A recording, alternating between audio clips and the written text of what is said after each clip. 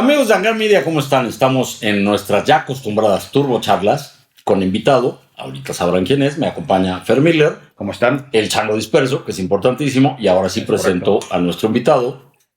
Es Manuel Carrión, Manolito Carrión, como se le conoce en el medio de las carreras y en el medio de los coches. Nos va a platicar cosas bien interesantes. Desde cuando andaba en avalancha. Exacto, cuando andaba en una avalancha y los mitos que ya nos contará cuando pasaba la pera, creo que a 3 cifras de kilómetros por hora. Qué miedo. Y cosas interesantes porque es instructor de manejo en hielo, es piloto de carreras de resistencia en karts y en Hangar 1 ha sido el desarrollador del F15, ha sido el que lo pone a punto. El que lo pone a punto en la pista. El que no lo pone con los árboles. Esa es otra gran historia que ahorita va a salir el tema.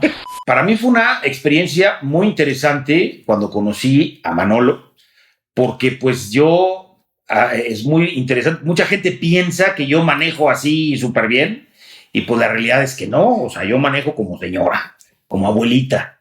Entonces, la primera vez que me subí a una pista con un piloto, me subí con este cabrón. En Pegaso estábamos, ¿no? En Pegaso.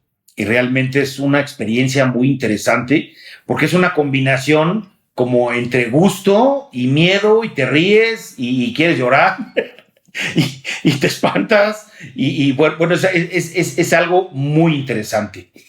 Entonces, ahí yo creo que hay muchas preguntas que yo le he hecho a Manolo como una persona que no estaba acostumbrado a ir a las pistas y pues que seguramente muchos de ustedes también las tienen. Entonces, pues ahorita le vamos a preguntar varias cosas a Manolo, a mí como una persona que hasta hace alguna década era virgen en las pistas. Pero pues bueno, pues bienvenido, Manolo. Muchas gracias, muy contento de estar aquí. Además, ya tuvimos un cursito ahí, ¿te acuerdas? Ya tuvimos un curso, busquen el video, que está muy bueno. Tenemos por ahí el video y sí hay datos bien interesantes porque, como siempre lo hemos platicado y al rato ya le pasaré el micrófono para que él nos cuente, porque manejar es un estado de trance y sobre todo manejar en carretera o manejar en una pista, hay que ponerse en mood de manejo porque totalmente el vehículo acaba siendo una extensión de nosotros mismos. Lo que pasa en el eje delantero lo sientes en las manos y lo que pasa en el eje trasero lo sientes en las caderas. Entonces, tú lo que enseñas a la gente, contexto. Ahora Manolo no vive en México, vive en España y es instructor de manejo en hielo, que eso me parece... Pero entonces uno lo No, bueno, viene de vacaciones, ahora está de vacaciones y vino a la turbocharla, ya sabes, lo trajimos en business, está pegado en un hotel en Paseo. Lo trajimos en un pinche barco pollero. Exactamente, eso sí estuvo más cercano. Porque vino a la turbocharla, entonces, entonces yo le dije, Manolo, tienes que estar en México, entonces le mandamos ahí unos 10,000 o 15,000 euros, por ahí, que nos va a comprobar de viáticos, pero ya platicaremos de este tema y cuéntanos cómo empieza tu carrera en el automovilismo deportivo, cómo te involucras. Viene de familia donde hay coches de carreras, donde hay pilotos, gente que ha corrido la Panamericana, es sobrino de un gran amigo mío, Jaimito Rivas, tú también lo conoces, que pues ha corrido prácticamente en todo, Jaime. Sí, de hecho, pues justo, o sea, mi conexión, o sea, yo siempre he sabido que los coches son lo mío, siempre, nunca he tenido duda de eso. Y siempre había como esa cosquillita de querer estar y demás, pero es un deporte extremadamente caro. Mis padres no tienen el dinero para ese tipo de cosas, entonces siempre me fui juntando con la gente que pues estaba metida en este tema. Mi tío Jaime, por ejemplo.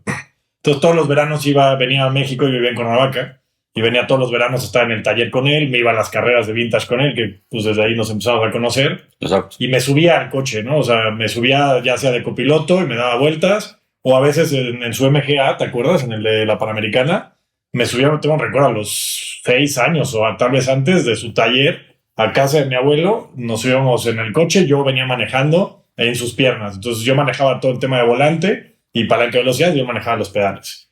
Y de ahí como que siempre hubo como una introducción muy interesante hacia las carreras.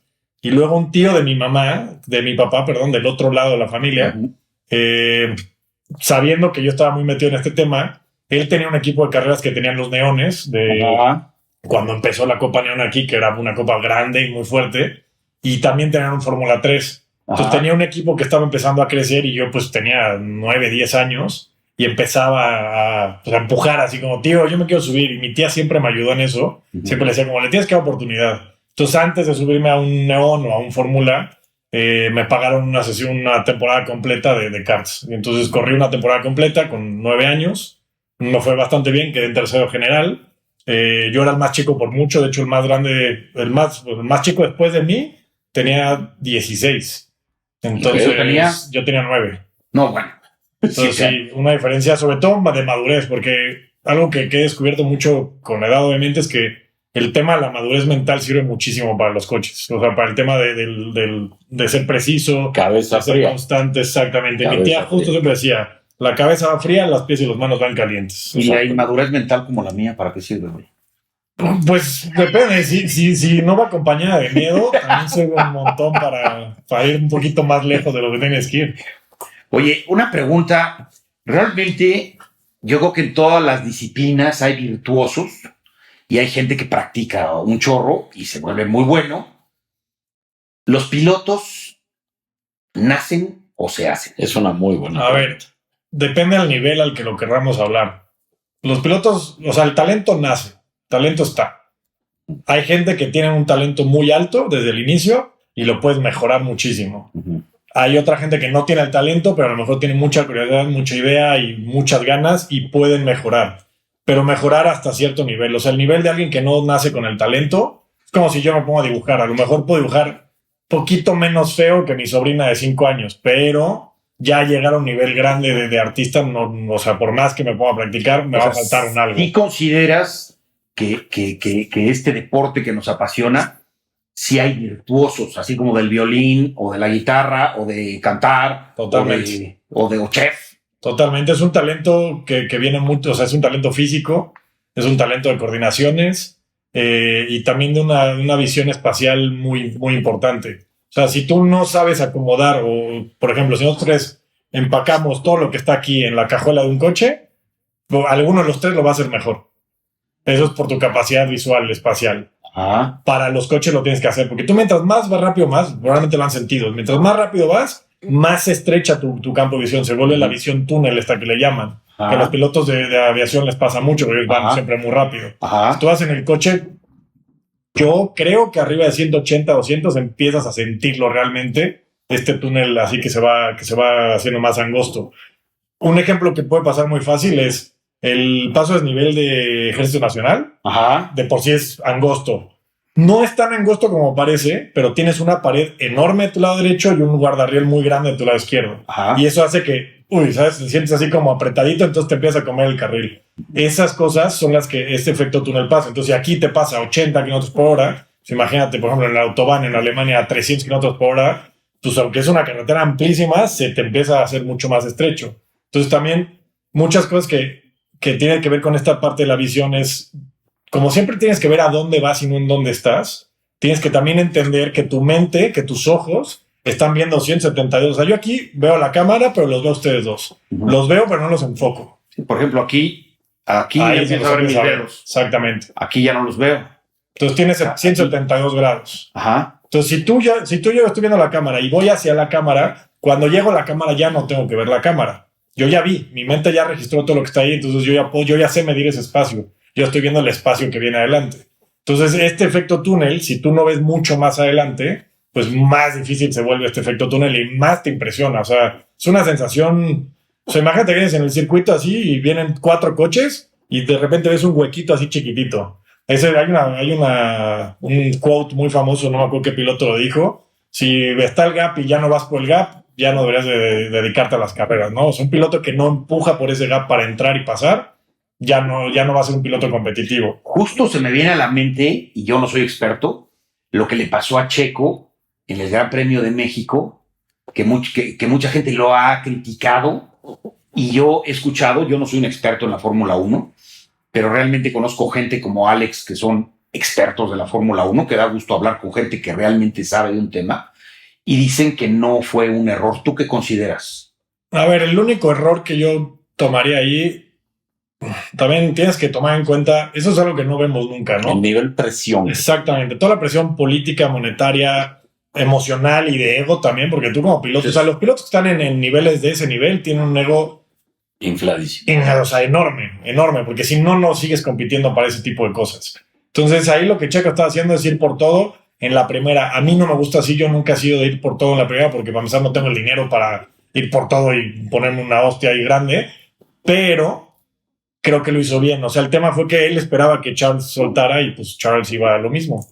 Pero el tema de ego, los tres de adelante. Pero la gente que yo he escuchado que sabe, dice que no hizo mal. Finalmente, pues es un deporte y es una apuesta. Sí. Y pues él quería... ¿Arriesgas o arriesgas? Arriesgas. Y si no, pues mejor ponte a jugar Xbox en tu casa, ¿no? Sí, yo ahí, o sea, considerando el nivel de Red Bull contra Ferrari, creo que me hubiera ido más por un tema de, pues déjalo y quédate en tercer lugar y ahorita te lo comes en algún momento. Además, con la historia de Ferrari que no hacen ninguna parada, se rompen, pues, ¿para qué? Mejor quédate allá atrás y espérate al error.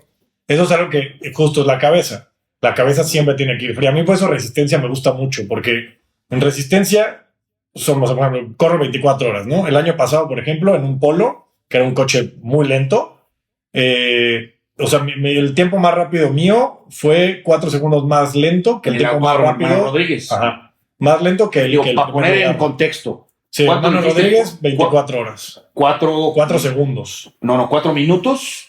Tu tiempo mejor una vuelta, ¿cuál fue? No me acuerdo el tiempo exacto, pero son 4 segundos más lento que el primer lugar de la categoría en ese momento. Pero lo que digo, por ejemplo, un Fórmula 1, así a todo, ¿cuánto tiempo se tarda en dar una vuelta en el autódromo? 1.50 ya, ¿no? 1.40 ya. Mira, el dato del Gran Premio no lo tengo en la cabeza, pero sí tengo muy preciso el dato en las 24 horas pasadas, porque yo estaba en el autódromo, y lo que te puedo decir, de la categoría más rápida a la categoría más lenta, había más de 40 segundos de diferencia por vuelta. Por vuelta, que es una eternidad. Eso quiere decir que los coches rápidos, los TCRs, son iguales a los que corren en Europa, y en México ya hay como 30. Lapearon. ¿Qué es TCR para la gente que no sabe? TCR es una categoría de turismos. Los turismos son los coches que compras en el concesionario, pero hechos de carreras. Pero, importante, ¿pero no es una categoría Touring Car Racing. Algo así. Que era antes WTCC, que vinieron a México en algún momento. Ajá. Son estos, pero lo importante es que son coches hechos por las marcas. Ajá. No son coches que yo llego, como el mío, que llego, me lo hago y ya vamos a correr. No, son coches fabricados por la marca. Entonces son coches que están en un nivel muy, muy alto, que además tienen una tecnología muy moderna, coches muy ligeros, con lo mejor de suspensión, lo mejor de freno, lo mejor de todo.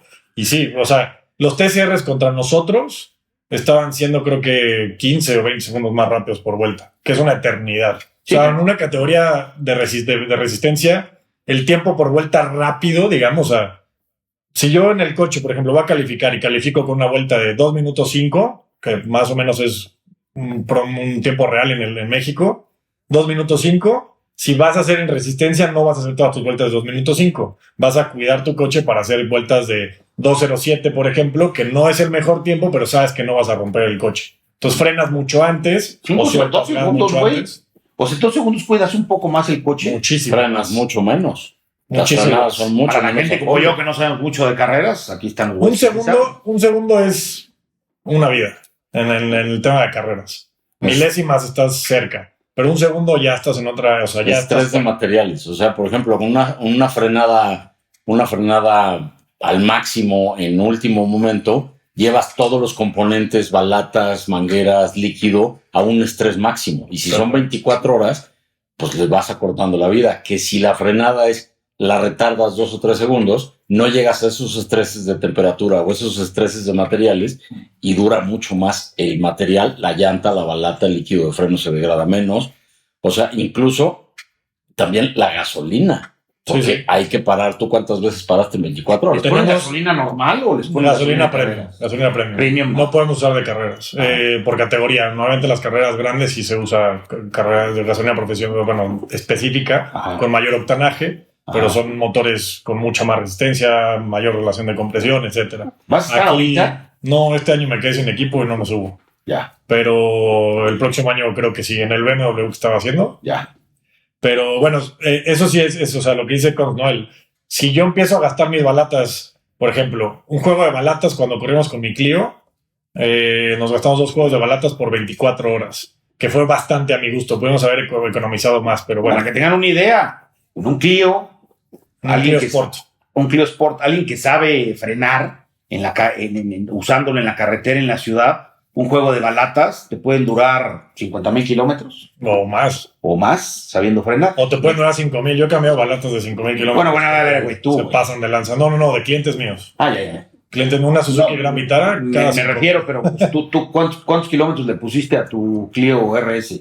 Casi 30,000 y no le cambié balatas. Y no, y creo que la última vez que revisamos estaban en la mitad, güey. Sí. O sea, para que tengan una idea, lo que se estresa un auto en el autódromo, que en 24 horas 2 juegos de balatas. O sea, para que tengan la idea, el nivel de estrés de una máquina. Y son balatas de carreras, o sea, son balatas que son un compuesto mucho más duro. O sea, yo, por ejemplo, en el Clio usaba balatas de carreras de verdad. O sea, tan de carreras que una pastilla de freno tiene el compuesto, que es lo que frena y se deshace, y la parte donde pegas el compuesto, que normalmente es de fierro. Ajá. En las balatas que yo tenía en el Clio eran de bronce, porque el bronce disipa mucho más rápido la temperatura. Entonces, esa no, la pasta era de bronce. La pasta no, la base de la balata. El compuesto de la balata era de metales con cerámica y algo más. No me acuerdo qué es el compuesto. Se llaman Carbon Lorraine. Ajá. Son unas muy buenas de carreras, muy caras. Estoy pensando, Pero, por ejemplo, ¿qué material disipa mejor la temperatura? ¿Se la alguna cosa carbocerámica? Ahora todo es carbocerámico, ahora todo es carbón. Pero, a ver, estás hablando que mis balatas para el Clio costaban,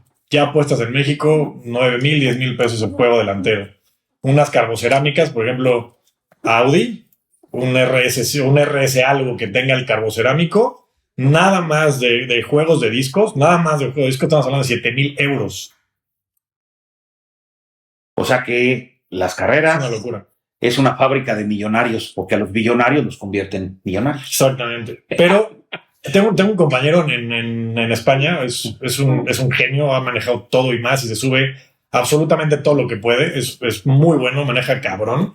Y dice Eso es muy bien. exacto. Dice que cuando estás invirtiendo en las carreras, es español, es catalán, se llama Francés Gutiérrez. Francés. Lo pueden ver, de hecho hay un video de él en su M3 E30 de rally en un click climbing espectacular, pero me dijo algo justo este año muy interesante, que no es, o sea, porque siempre decimos como el barril sin fondo es el de las carreras. Él dice que no, que está realmente invirtiendo en ocio, y es real. Claro. Al final, si no lo hace por un tema de voy a ser competidor, o sea, a un nivel Fórmula 1 o así, Me voy a divertir. voy a ir a divertirme, voy a ir a gastarme este dinero que iba a gastar en cualquier otra estupidez, en alcohol, en lo que fuera, me lo voy a gastar en carreras, por ejemplo. Entonces, al final estás invirtiendo, y al final es como los cursos que damos nosotros. Los cursos que nosotros damos es para que la gente se aprenda a divertir en su coche. Pero al final estos cursos te están sirviendo para el día a día, porque en el hielo, por ejemplo, aprendes mucho transferencia de pesos, qué está pasando con el coche, cuándo dejas de tener tracción, qué pasa si va atrás, qué pasa si va adelante. Si un día es en la carretera a 150 y se va de atrás, probablemente nadie tenga ni la remota idea de qué hacer. En cambio, si ya en el hielo ya estuviste del lado a 150, ya tienes una memoria física. Bueno, tú me enseñaste, güey, en tierra, que que bueno, más o menos el hielo, la tierra es lo mismo. Similar. O sea que puedes ir a 40 o 50 kilómetros por hora en tierra y es como si fueras a 150 en esa pista. Sí, tus frenadas van a ser mucho más largas, o sea, vas a tardar más en frenar, Más fino. vas a sentir mucho más la dinámica del coche también, porque, o sea, cuando tú frenas, por ejemplo, te se va la transferencia de peso adelante, el eje trasero se vuelve más liviano, ligero, exacto, entonces pierdes tracción más fácil. Happy Tail. Exacto. Entonces, si eso lo haces en el circuito y entras a la curva pasado, pues probablemente escuches a la llanta neumática hacer y ya, ¿no? Pero en el hielo o en la tierra o en el pasto mojado es muy similar al hielo. Ajá. Si llegaras así, te ideas, vas a entender que no tienes o sea, pero ni tantito control sobre el coche, porque el coche va a hacer lo que quiera. O sea, la fuerza se lo va a llevar a donde iba. Sí, la inercia. La inercia, exactamente. La energía potencial. Y ahorita entrando ya al tema, yo me acuerdo que lo que me dijeron en el primer curso de manejo que yo tomé en Alemania, lo tomé con Mercedes-Benz en una pista, y fue muy interesante lo que me dijo el instructor al principio. Me dijo, nosotros te vamos a enseñar a reaccionar y luego a pensar, porque la gente en una situación de emergencia en la carretera piensa y luego reacciona. No te da tiempo, es muy tarde. Es como en la guerra, güey. No vas a estar pensando. Entonces reaccionas al impulso, y al principio te ponen unos ejercicios en donde en verdad te neutralizas, porque hacen tantas bolas a tu cerebro que no haces nada en lugar de lo que tendrías que hacer, y te empiezan a llevar y te empiezan a llevar. Entonces eso es muy bueno, y ahora nos va a contar Manolo a detalle en los cursos. Es eso, te enseñan a ver ese leer entre líneas de manejar y de manejar rápido, pero cuando aprendes las reacciones de cuando manejas rápido, te vuelves un conductor mucho más seguro, un conductor con mucha más certeza. Sí, sí. Porque empiezas a ver en puntos que antes no te fijabas. Para empezar, se te quita el miedo, y el miedo es el peor enemigo siempre. Exacto. O sea, el miedo como te dice, te neutraliza, te frisea, te quedas así. Entonces, los cursos justamente siempre los empezamos de menos a más. Porque primero, toda la teoría que te damos la vas a tener aquí, ¿no? Entonces yo te voy a decir, tienes que frenar antes de entrar a tu referencia de entrada y de empezar a ver más adelante y siempre la mirada más adelante, ¿no? Es algo que siempre estamos repitiendo cuando estamos dando los cursos. Pero es porque como todavía no lo entiendes y todavía no lo haces sin pensar, te lo tengo que estar recordando para que se vuelva una memoria tanto mental como muscular. Porque al final, como decías, ¿no? O sea, cuando sientes el coche que se va atrás, lo sientes con el cuerpo. O sea, el coche siente pero con el eso cuerpo. lo siente alguien como él. Alguien como tú que eres piloto. O sea, yo todavía no tengo esa sensibilidad. Pero ya empiezas a detectarlo. Exacto. Ya en tu coche de calle, mucho. cuando aceleras, te das cuenta de esas Sientes el transferencias de flujo para peso. atrás. Y cuando giras hacia acá, ves como el coche rola hacia el otro lado. O sea, te vuelves sensible y antes no eres sensible. Empieza a poner atención, sobre todo. Lo que dijiste es, el auto se vuelve una extensión de tu cuerpo. Totalmente. Como para un tenista, pues la raqueta es la extensión de su cuerpo. O lo que hablábamos de un violinista, pues es una extensión de su cuerpo. Totalmente. Por eso muchas veces insisto que para los que quieren ser pilotos, meterse en un tema de mecánica también, porque si tú entiendes la dinámica del coche, la mecánica del coche, es mucho más fácil que entiendas qué está pasando y qué va a pasar. O sea, si yo sé, por ejemplo, en la categoría donde estaba con el Clio, ¿no?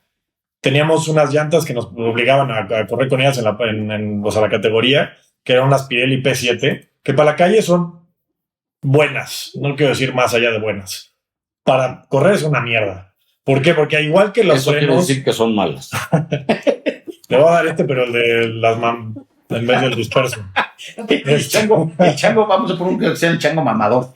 Exacto. Pero bueno, o sea, si yo sé, por ejemplo, las balatas y las llantas, ¿no? Para las carreras tienen un compuesto distinto, como ya lo hablamos, pero también ese compuesto tienen un rango de temperatura distinto. Entonces, una balata de carreras, no frena fría. Ajá. No va a frenar. Sales de aquí de tu casa, frenas y te sigues derecho. Atraviesas el eje que tengas que cruzar sin frenar. Hay que calentarlo. O sea, hay que calentarlas antes. Y los neumáticos pasa exactamente lo mismo. Las de calle, balata o llanta, funcionan exactamente al revés. Primero frenan muy bien frías y mientras más se calientan, dejan de funcionar a cierta temperatura. Por ejemplo, las que yo tengo ahorita en el Bene son rango ideal de temperatura, si no mal recuerdo, 140 grados a 450 grados. O sea, si no están arriba... ¿Centígrados? Sí, si no están en 150 grados ya no frenan. 450 grados no frenan. centígrados, güey. ¿O no serán Fahrenheit? Yo he llegado con 800, bueno, yo no, pero hemos llegado en mi Clio, llegamos con 800 grados de temperatura en el disco. Con la costa láser. Por ejemplo, en el Audi, con los RS, o sea, en España doy muchos cursos con Audi y con Volkswagen. Y con Audi solamente estoy haciendo circuitos. Y tenemos que cuidar mucho el tema de temperatura de balatas porque pues se acaban muy rápido. Como ya dije, si los discos valen 7,000 euros, pues las balatas deben estar en 2 o 3,000 euros. Entonces hay que tener mucho cuidado con ellas para estarlas cuidando y son muchos clientes que van pasando. Ahí estamos intentando entrar con cliente, o sea, que el cliente, manejando el cliente, esté entrando a menos de 300 grados centígrados a boxes. Porque en boxes ya no hay aire que las enfríe. Entonces cada vez que damos vueltas, hacemos una vuelta completa de enfriamiento, que es una vuelta rápida, pero evitando frenadas fuertes o evitando frenar si se pudiera. Estrés. Y los discos son hiperventilados o tienen son flotantes, son hiperventilados, tienen todo. Son de carbono, tienen su ranura en medio, o sea, tienen 2 pistas como todos, tienen perforación, ranura y además son flotantes, como los de carreras, como los de Lamborghini, a lo mejor han visto alguna vez. ¿Sí? Es la masa y luego sobre la masa pones el disco. Eso evita que haya transferencia de temperaturas. De acero. De titanio. Bueno, esos ya son más chipocludos. De titanio y discos de carbono. De aluminio. O de aluminio. Sí. Mira, yo me acuerdo, y Miller estaba conmigo, cuando presentaron Porsche en México, que trajeron un 911 GT1. En el 2001, por ahí. Que vino Bob Bolek, que se mató una semana después. No sé si te acuerdas. Por ahí está el coche de Bolek. Bob Bolek. No sé si te acuerdes que bueno, nos dieron una vuelta Bob Bolek en uno igualito que este. En un 911 Carrera GT1. Qué locura. No. Qué locura. Y No sé si te acuerdas que en algún momento se encendieron los frenos del GT1. Sí. Y primero corrieron los oficiales con el extintor. Y Bolek dijo no, se arrancó y empezó a dar vueltas en círculo a para apagarlo, porque le salían flamas a los discos.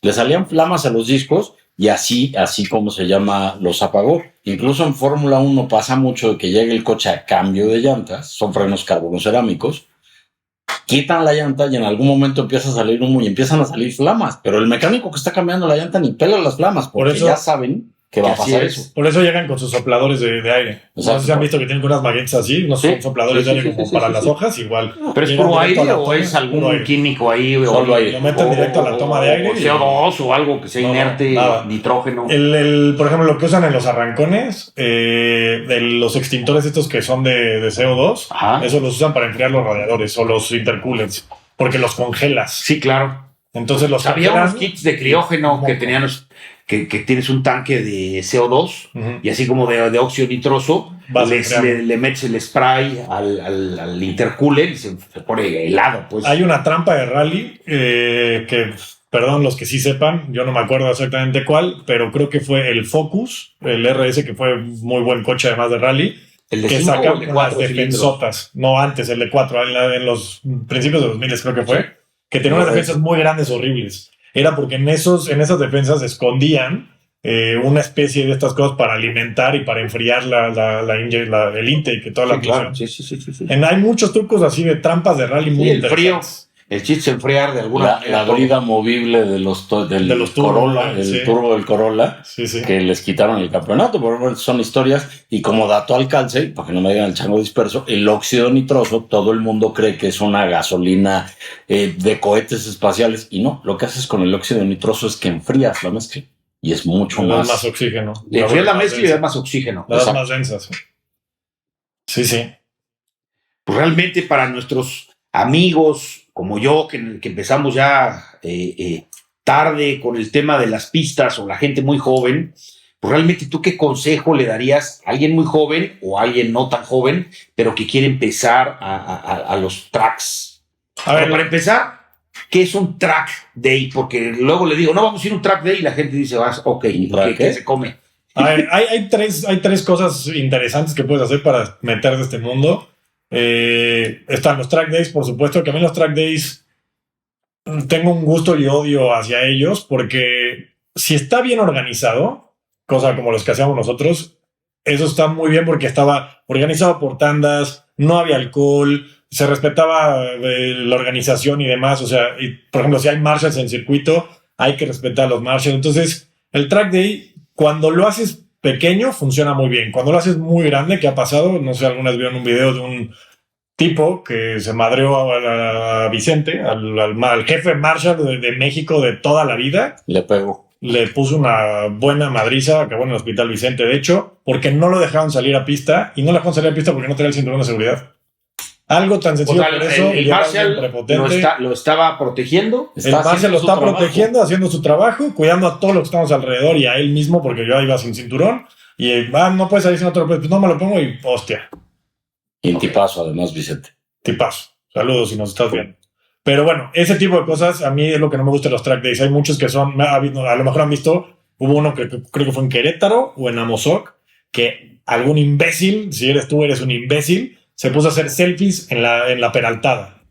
O sea, manejando, haciéndose selfies. No, se pararon a media pista a hacerse selfies, llegó un coche por atrás y toma. En Querétaro pasó algo similar y también en algunos de los dos hubo un muertito, si no mal recuerdo. Entonces, ese tipo de cosas a mí no me encantan. Hay lugares específicos y organizaciones que hacen mejores track days que pueden funcionar muy bien. También está la otra parte, si ya quieren algo más competitivo, porque más el track day al final no es competitivo, es ir a jugar con tu coche ya, y nadie va preparado, nadie revisa los coches, nadie nada.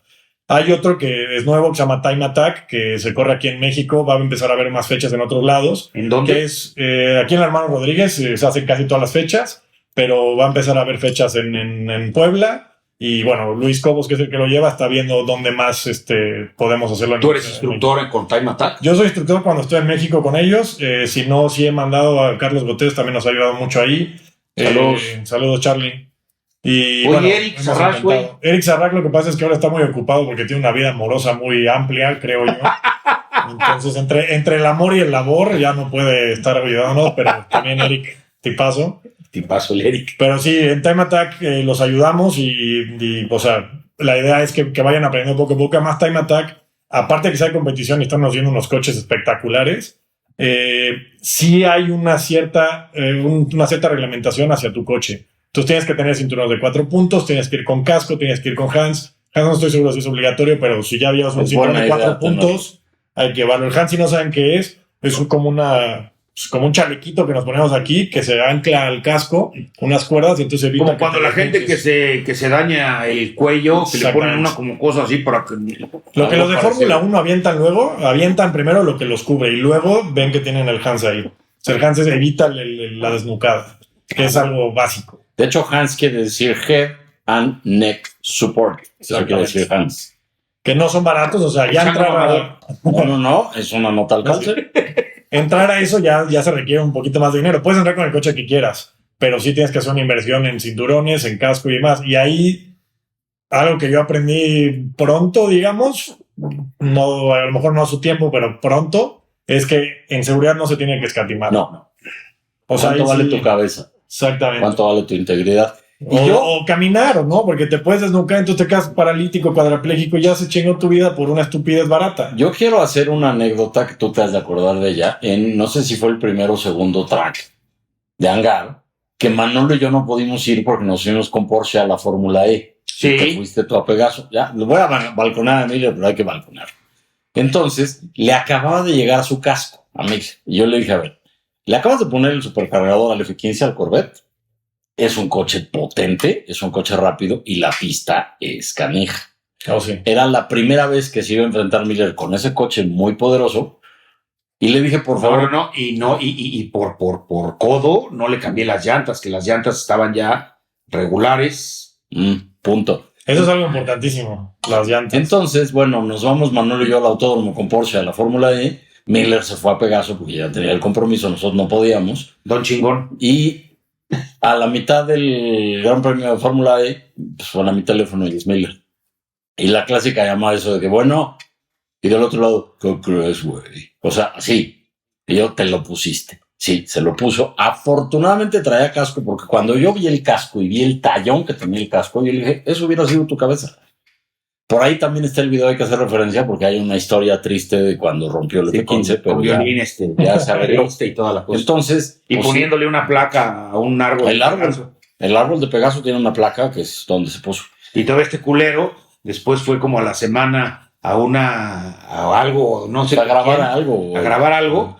Fuimos juntos con Autocombo. Y este par de culeros fueron a donde fue el madrazo y me trajeron en una cajita piezas. Pedacitos del Corvette y me las trajeron en una cajita los pedacitos. Que por ahí los has de tener, sí, claro. Todo. Sí, recogimos el CSI ahí.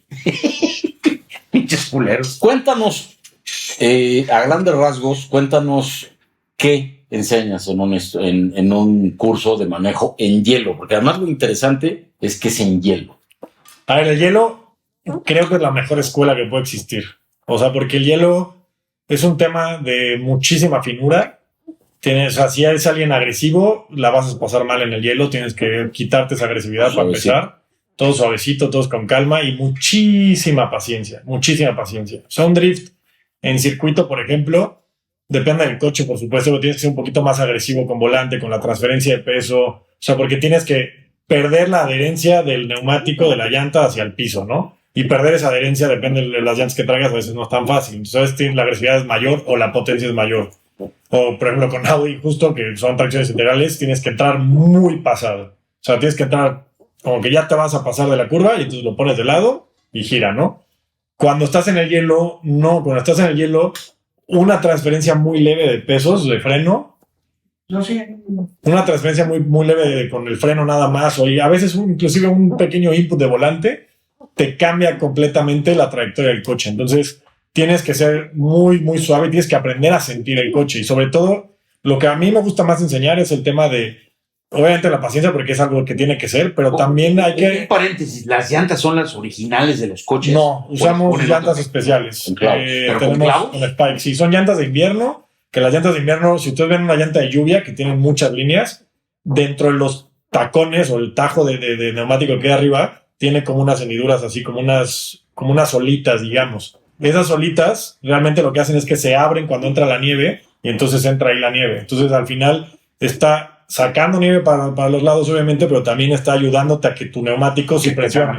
Ese polvito se mete en esta grieta y entonces tú ya tocas con el hielo. Y además nuestros neumáticos tienen spikes.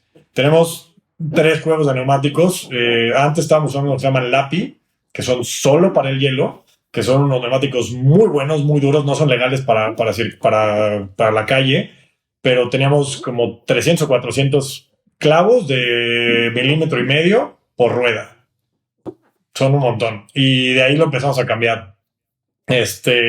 Tenemos ahora unas que son más de invierno. En el norte de Suecia se puede usar legalmente con spikes, pero puedes hasta 200 spikes. Entonces estamos usando 200 spikes por rueda con 1,5 adelante y 1 atrás, me parece, milímetros. ¿Por qué hacemos eso? Porque si lo hicieras parejo, el coche tiende mucho a subvirar, va mucho de frente y lo que quieres en el hielo es ir de lado. O sea, nosotros vamos a llevar el coche de lado. Entonces atrás quitas tracción para que el coche rote más fácil, para que el cliente sea más fácil rotar. Y además tenemos unos que con esos hacemos hot laps, que son vueltas rápidas. Las hacemos de noche además. Ahí voy a ver si podemos poner un videito, está brutal. Está padre. Eso tenemos llantas de carreras adelante que creo que ahorita tenemos 500 spikes adelante, pero son de 4 milímetros adelante y de 2,5 atrás. Muchísimo agarre.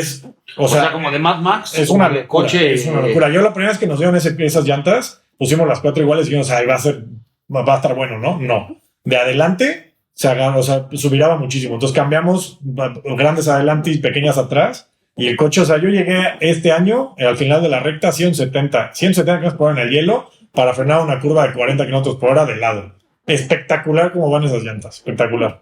Pero bueno, lo que estamos enseñando ahí sobre todo es ese tema de mucha paciencia. Enseñamos a manejar tipo rally, el Scandinavian Flick, que es el apuntar el coche para allá, para girar hacia la izquierda, hacer como 180 sin perder dinamismo, sin perder velocidad, hacer círculos largos. O sea, es hacer una conducción de rally, pero en el hielo. Ahora, para lo que te preguntaba hace rato, ¿qué recomendarías para alguien que dice, a ver, yo no quiero ni meterme a los karts, ni quiero un track? ¿Dónde alguien puede tomar un curso en una pista? Pues bueno, yo doy cursos, ya no estoy viviendo en México, entonces podríamos organizar unos, armar un grupo interesante para noviembre. ¿Cuánto es un grupo interesante? 15 personas. 15 personas. A mí no me gustan los grupos grandes, porque igual que lo de los track days que comenté, a mí me gusta hacerlos personal, porque no es lo mismo que te tengo que corregir a ti que lo mismo que te tengo que corregir a ti. Son errores distintos. Entonces, un grupo de 15, podemos ir 2 o 3 instructores y con eso podemos hacerlo muy personal y podemos hacer el curso de drift, curso de seguridad, curso de conducción deportiva, de lo que se quiera. Hay empresas que se dedican 15 personas, bueno, ¿y cuántos pilotos? ¿Tú, otros 2 personas? Yo y otros 2. Con 15 yo y otros 2. Bueno, pues qué interesante. Esta charla podría durar y durar y durar y durar. Yo creo que pues va a ser un buen pretexto para tenerte otra vez. Yo feliz. Seguramente pronto retomaremos la estafeta con el tema que estábamos haciendo con Centro Dinámico Pegaso, los Track Fest que les llamábamos, que era pues una fiesta con los clientes de Hangar 1, con los coches de Hangar 1, con los coches demo de Hangar 1, que es el Cuidecons, el F15 y los que se sumen más. Vendrá el BM, vendrá el 240Z. Exacto, entonces, pues digo, para no hacerlo tan largo, Manolo, te queremos dar las gracias. Gracias Una, porque eres nuestro padrino, nos va a llevar a comer ahorita. A la fonda de aquí enfrente. Porque... Y pues nos vemos en el que sigue y pues no sé si quieras agregar algo. Yo lo que les diría, realmente, pongan qué quieren saber, de qué quieren que platiquemos con Manolo, las inquietudes que tienen, de qué les gustaría aprender, qué les gustaría saber, de cómo empezar pues a usar su coche como debe ser en una pista. Danos tus redes sociales para que la gente te busque. En Instagram es FlatOutM y en TikTok no me acuerdo. Aquí están apareciendo el valiente TikTok, que no se lo sabe, pero ahorita lo ponemos. Es Manu de viaje, pero no me acuerdo si tiene 2 U's.